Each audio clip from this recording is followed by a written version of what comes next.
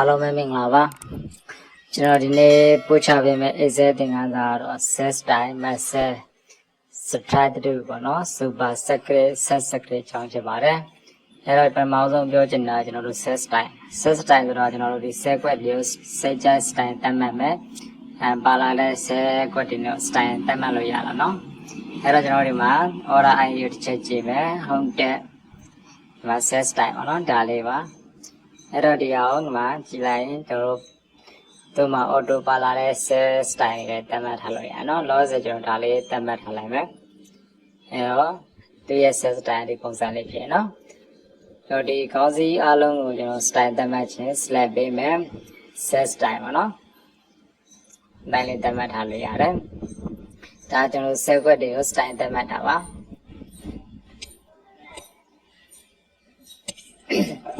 ဟုတ်ပြီတကယ်လို့ဒီ style နဲ့ကျွန်တော်တို့မကြိုက်ဘူးဆိုရင်ဒါလေးပြန်ဖြုတ်လို့ရတယ်နော် select လေးပြန်ပေးမယ် set style ဝင်မယ်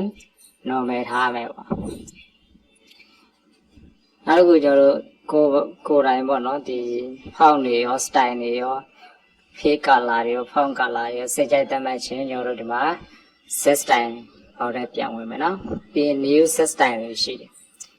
နေတာရင်ကျွန်တော်တို့ဒီမှာstyle လေးဆိုရှိတယ်ဒီမှာစက်ကြိုက်နာမည်တစ်ခုပေးလို့ရတယ်ကျွန်တော်တို့ style 1လို့တိုင်းထားလိုက်ပဲပြီး format ထဲမှာသူကဖောင်းတွေကိုကျွန်တော်တို့ရေးထားတာကတော့ clever တွေပေါ့နော်ဒါပေမဲ့ဒီမှာစက်ကြိုက်ပြောင်းလို့ရပါတယ်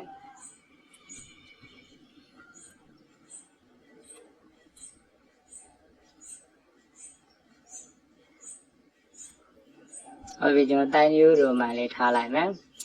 ပြီးရင် regular ဟုတ်ပြီဒီရဲ့ preview အဒီမှာပါနော် set style အဲဒီမှာ site ကိုလည်းနည်းနည်းလေးခက်ကြီးကြီးစနစ်လောက်ထားလိုက်ပြီးရင်ကျွန်တော်ဘိုးလေးတင်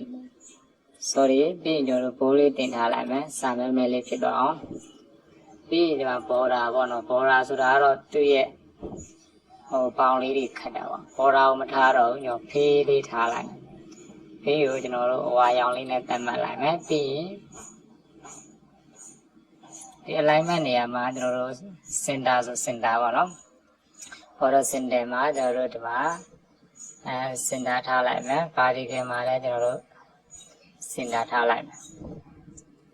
အားလုံးပြီးည okay နေလိုက်မယ် okay ဆက်နေမယ်အဲ့တော့ကျွန်တော်တို့ set style ပဲမှာလဲဆိုရင်ဒီအပေါ်ဆုံးမှာထားလေးပေါ့ဘာဖြစ်တော့ဒီရာကိုကျွန်တော်တို့ set style တတ်မှတ်ထားတဲ့ဟာလေးနဲ့ကျွန်တော်လောက်ကြည့်လိုက်မယ်နော် style 1ဟုတ်ပြီဒီမှာ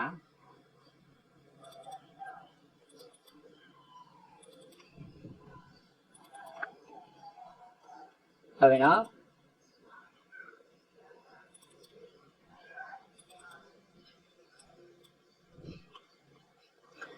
ဖောင်လေးကလည်းတိုင်းတို့မှာဖြစ်သွားတယ်ပြီးတော့လည်းဘိုးလေးလည်းတင်သွားတယ်ပြီးတော့နောက်ခံ color လေးကလည်းကျွန်တော်တို့ကအဝါရောင်ထားတဲ့အတွက်ကြောင့်အဝါရောင်ဖြစ်သွားတယ်เนาะဒါလေးအကုန်လုံးကိုကျွန်တော်တို့အဲ့လို set style သတ်မှတ်မယ်ဆိုရင်အားလုံး select ပေးလိုက်မယ်ဒီမှာ set style 1ပေါ့เนาะဒီလိုပေးလိုက်မယ် okay ဒီတိုင်းလေးဖြစ်သွားတယ်အားလည်းမကြိုက်တော့ပြန်ဖြုတ်ခြင်း select ပေးမယ် normal ပြန်ထားလိုက်မယ်เนาะဒါကျွန်တော်တို့ set style မှာ set quad တွေကိုစိတ်ကြိုက် style သတ်မှတ်ပြီးတော့ကျွန်တော်တို့လောက်တာဖြစ်ပါတယ်နောက်တစ်ခုကကျွန်တော် message အကြောင်းပါ message ဆိုတာကတော့ကျွန်တော်ဒီပုံမှာပေါ့နော်စာရေးတစ်ခုရေးလိုက်မယ်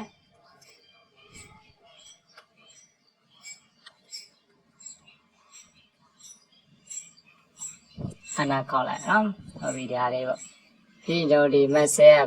message ဆိုတာတော့ set quad တွေပေါင်းတာဒီခေါင်းစည်းတစ်ခုလုံးကျွန်တော်ဒီမှာဒီကနေဒီထိဆွဲလိုက်ဆွဲပြီးကျွန်တော် message လောက်မယ် message ဆိုရင်ကျွန်တော်တို့ဒီမှာမိုင်းစင်တာတွေကနေပြီးတော့ message ပေါ့နော်အလဲကောင်လောက်မှထားလိုက်ရင်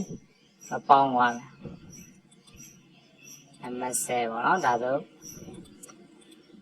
set quad တွေအားလုံးပေါင်းလိုက်တာပြီးရင်ကျွန်တော်ပြန်ဖြုတ်ခြင်း message ပေါ့နော် select ပေးမယ်မိုင်းစင်တာတွေဝင်မယ် message နှိပ်လိုက်မယ်ဟုတ်ပြီနော် alignment အနေနဲ့ဒီမှာချိန်လို့ရအောင်နော်ဒါ alignmentဟုတ်ပြီနောက်တစ်ခုကပါလဲ subtract 2ပေါ့နော် subtract 2ကိုကျွန်တော်တို့ကဒီမှာbanana ပေါ့ banana လေးကိုကျွန်တော်တို့ subtract 2လုပ်မယ်ပေါ့အဲဒီမှာဖောင်းနေပေါ့နော်ဖောင်းဒီမှာ arrow လေးရှိတယ် control shift f နဲ့လည်းရနော် format 7လေးပေါ့ ပြီးတော့ဗမာလဲဆိုမှာ subtract 2ပေါ့နော်ဒါလေးသူရဲ့ review အနေနဲ့ဒီမှာပြတာအလဲကောင်းနေမြင်းလေးဖြတ်မယ်ပေါ့ okay နိုင်မယ်ဟောဒီတိုင်းလေးပေါ့နော်နောက်တစ်ခုကျွန်တော်လုပ်မယ် format ဖောင်းနဲ့ဝင်မယ် format cell subtract 2ပြီးကျွန်တော် bold လေးနဲ့တင်လိုက်မယ်မဲလေးရှင်းမယ် font size လေးကိုလည်းကြည့်လိုက်မယ်နော်ဒီတိုင်းလေး okay နဲ့ကြည့်လိုက်မယ်ဟောဟုတ်နော်လက်ကောင်းနဲ့မြင်းလေးဖြတ်တာကိုကျွန်တော်တို့ subtract 3လို့ခေါ်ပါတယ်နောက်တစ်ခုပါလဲဆို super script ဆိုတာကိုထားခြင်းနဲ့ဟာလေးတွေပေါ့နော်ဥပမာကျွန်တော်ဒီမှာA လေးကိုပေါ့နော် A လေးကို select ပေးမယ်ပြီးကျွန်တော်ဒီမှာ super script နိုင်မယ်ပြီး okay နိုင်မယ်ဟောကိုပေးထားတဲ့ select လေးက A လေးကအပေါ်ရောက်သွားပါတော့ select ပေးထားတဲ့အားလေးဟုတ်ပြီဒါတော့ကျွန်တော် H2O တို့ဘာတို့မှာကျွန်တော်သုံးတာပေါ့နော်မှာဟုတ်ပြီနောက်တစ်ခုကကျွန်တော်ဒီ E လေးကို set secret ထားတာပေါ့နော်ဒီမှာဟုတ်ပြီ format cell ပေါက်တယ်ဝင်မယ်ဒီမှာ set secret ဆိုရှိတယ်ကျွန်တော် select ပေးတာ E လေးပေါ့နော် okay နေပေးလိုက်မယ်ဟောဒါဆို E လေးကအောက်ကျသွားပြီဟုတ်နော် super secret ကအပေါ်တင်တယ် set secret ကစလုံးလေးအောက်ကိုကျပေးတယ်ပေါ့နော်နောက် subtract 3ကလေကောင်းလေးဖြစ်တယ် message ကဒီလို set ကွက်တွေပေါင်းထားတယ်မနိုင်ဘူးနော် message ဝင်မယ်ပြီးရင်ညတို့ message ပေါ့အဲစင်တာထဲဝင် message set ကွက်တွေပေါင်းသွားနော် message ကဟုတ်ပြီ set style က set ကွက်တွေကို set style သတ်မှတ်ထားလို့ရတယ် okay ဒီသင်ခန်းစာကိုအားလုံးနားလည်မယ်ထင်ပါတယ်